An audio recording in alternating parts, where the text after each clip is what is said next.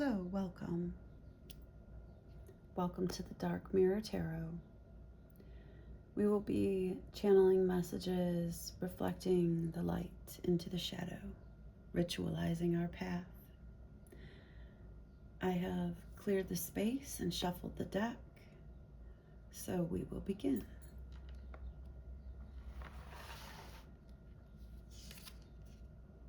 Father of Wands. Crossed by a reversed Three of Cups. The World in reverse at the crown. In the past, the Hanged Man. In the present, Seven of Wands in reverse. In the future, we have the Moon.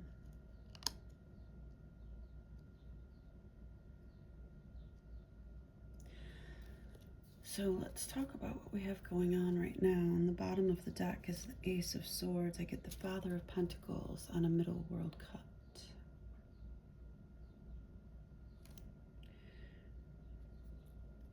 Harnessing and channeling our mental energy. Masters of the 3D reality.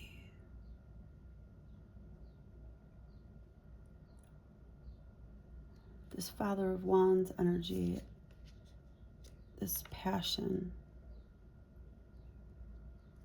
at the center of the reading, the Cobra, the red and orange lightning bolt. This is rooted and sensual energy.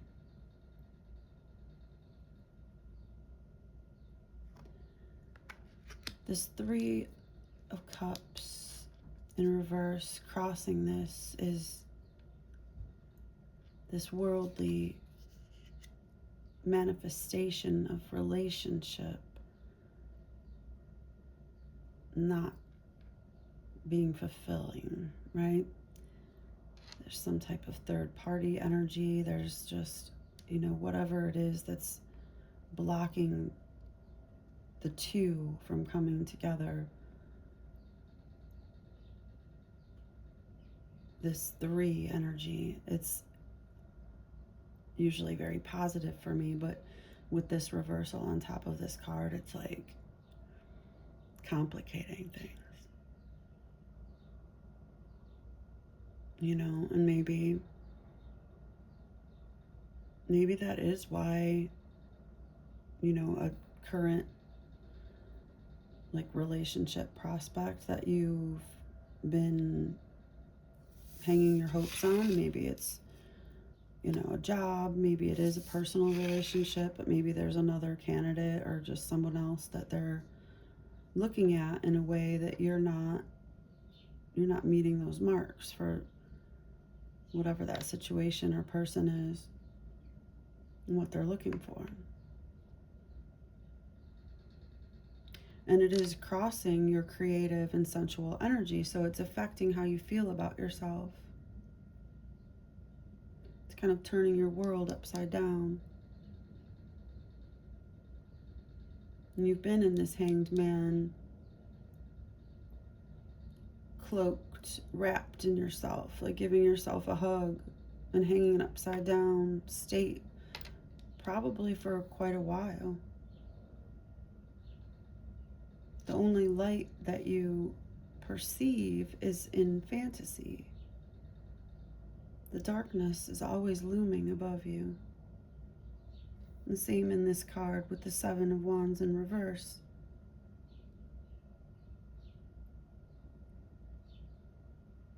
Our light that we would shine in the darkness, but we're keeping it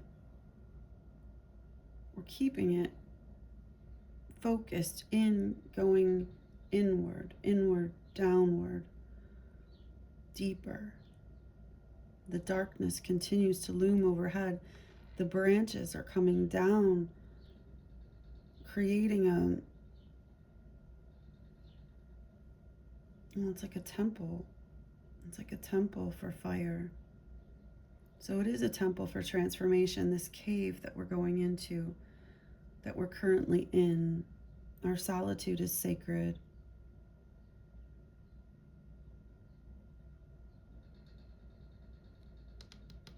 And the moon in our future, the night, the darkness, the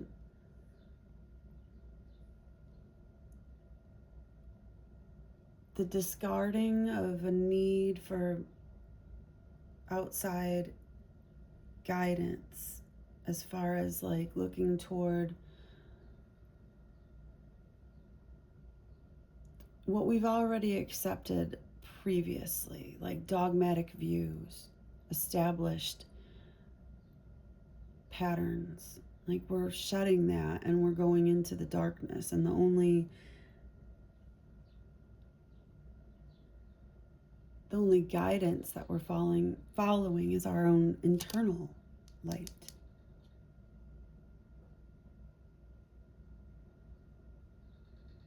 And we need to be mindful of the moon phases. We're under the full moon at the end of June in 2026, if you're watching this in real time. And we're deep into our spiritual work. You may not have realized it, but you are. If you found this reading, the spider may be significant, and this weaving of the web, it's this bringing together of all these elements of all our talents and our abilities in order to express them and attract in what we need.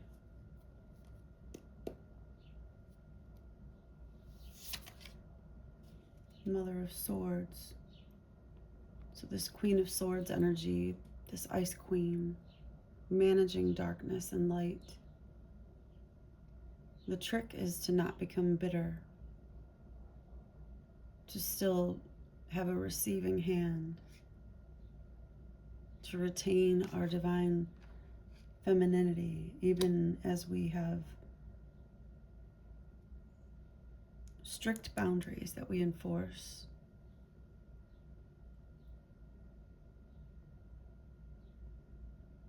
And a logic and this strategy to move us forward. This is how we're showing up.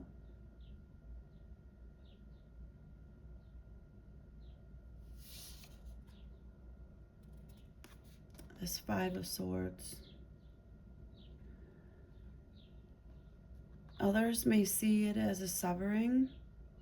You may even view it as a death, of the old self, old relationships, old ways of being. It's definitely needed, though. There's been an inability in us to leave behind what needs to be left behind.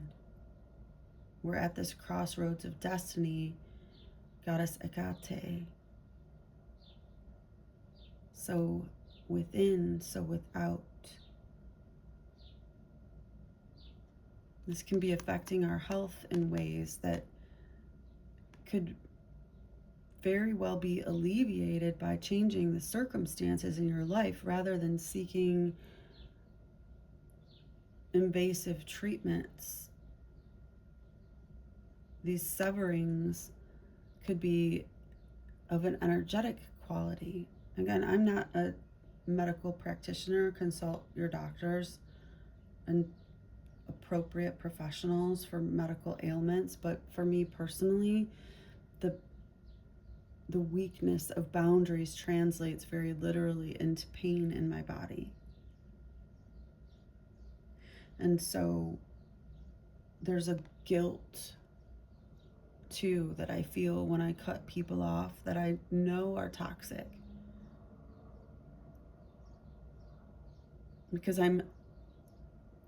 I have an inability to release what I need to release. And it's like we reabsorb this toxic stew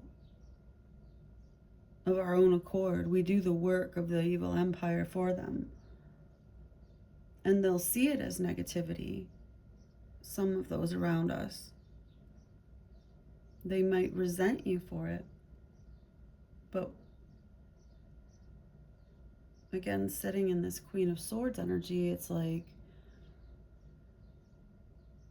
there has to be a level of coldness, an indifference, a selfishness for our own preservation, because ultimately that is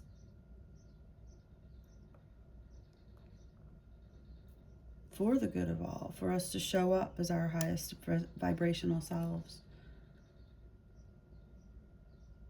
These severings are necessary, these boundaries are necessary. But beware of seeking like a cure for your pain outside of yourself. Start within first. Go deep within first. Keep your light, keep this creative, sensual energy of the Father of Wands that's being dimmed by these like third-party situations, or weird love triangle type energy. I'm just getting inappropriate advances type vibes on you, and it's making you see yourself again with the red and the yellow. It's like it's making you see yourself in a way that's not, it's not true, it's not pure, it's not reflecting your true power. It's turning your world upside down. But it is causing you to go deeper within, and the light remains, and the night remains, and the Queen of Swords is on top of her perch, gripping the sword,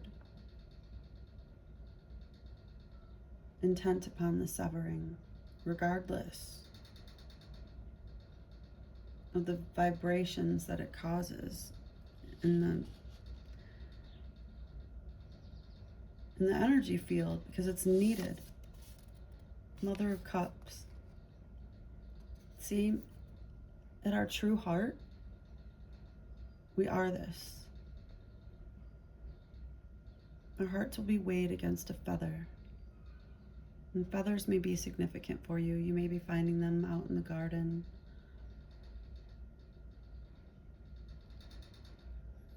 Don't discount this. 13:07 on the clock when I said that. So our heart space activated, even as we are at these fringe spaces, these liminal decaying spaces at the edges of the dying world, and all there is that we can see for miles is just disappointing, and it's clouding our vision. But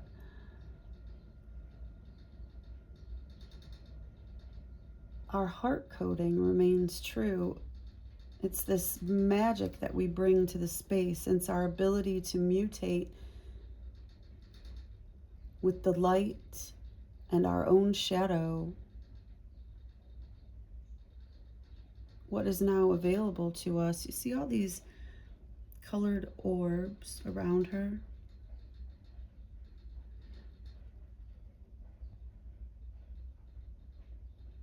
There's a lot of energy available, and there are new energies available in our environment that are changing the dynamic of the structure of our reality. You see how she's shielding her cup? She's still being discerning. She's only letting what she wants to. She's trying to you know, limit what falls into the cup.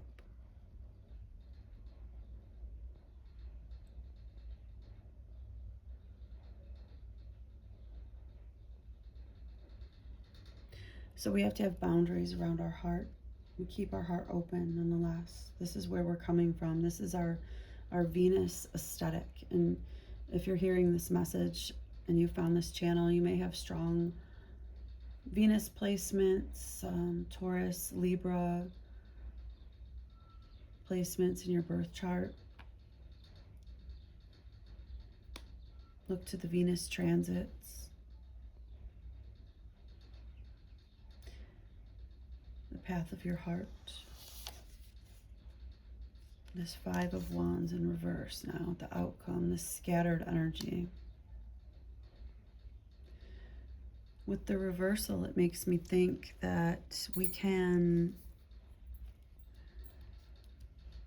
call our forces together, you know, be the commander, be the leader of the flock, the shepherd in your own mind.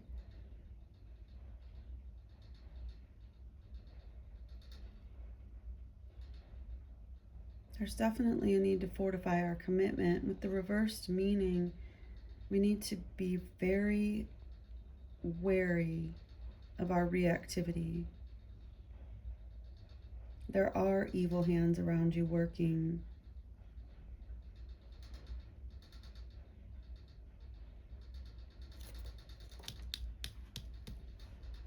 Dimming your light, distorting your view of yourself and your own rooted right to existence and creative potential. There's been unfair treatment and judgments upon you. There's evil eyes upon you. You may have been posting on social media and then felt the need to take things down because you were feeling too visible in certain ways. And that's valid. There's evil eyes upon you. You may hear something that leads you to believe that you or others have been deceived. This may be galling if you have worked hard and in good faith, while others may not have followed the same code or shared your values. Try to let go of any resentment you feel, as there's little you can do about it. This drains your energy field, and your energy field is altered. There's an energetic downpull, it's a vortex and diversion through emotional manipulative strategy and tactics. So this is something that's been placed on you with strategy.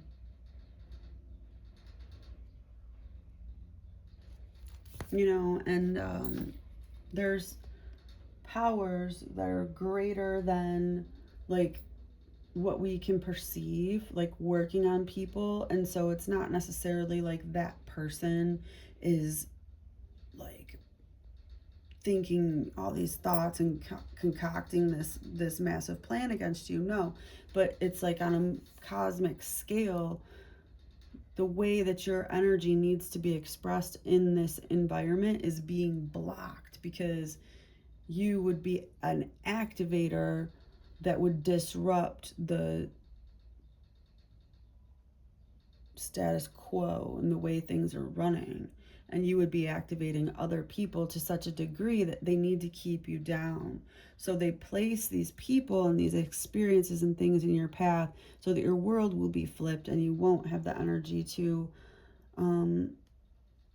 create what you need to create and do what you need to do with your day. We have to make it look easy. We can't let them know that they are getting to us, and we can't even show that we're stressed out, but we can't be overexposing ourselves in ways that like make us feel that make us feel less than, because then, you know, it's like we're attracting. Energy goes where energy flows. So if we're feeling some kind of way we're going to be attracting energy that can feed off of that low feeling that we're feeling. Does that make sense? So this is like the same outcome that we got from the previous reading, where it was like, you know, you've been betrayed. We need to be honest that there's environmental factors that are actively working against you.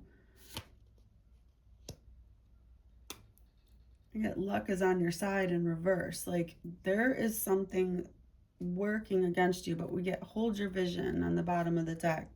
Believe in the impossible. Okay, so there is a lot of little dick energy surrounding these circumstances. There's a lot of evil hands, evil eyes working on you. Be bold and make the first move. Continue on your path. You're the star. There have been these kind of conniving energies conspiring against you, but then there is also a judgment in our favor. And it has to do with the rose, the Venus aesthetic, and the infinity coming together into a finite destiny point that's being heralded through sound frequency and the light of the sun and our bare feet on the earth and the activation of our heart centers. And the number 3 is significant in a positive way. So both things can be true. They can be throwing this third party energy at us in negative ways, but we can reclaim it and reacclimatize it into our own story as fuel, and then it becomes advantageous. The answers you need are coming. All right, I'm going to leave it there. Thanks for being here. I'll see you in the next one.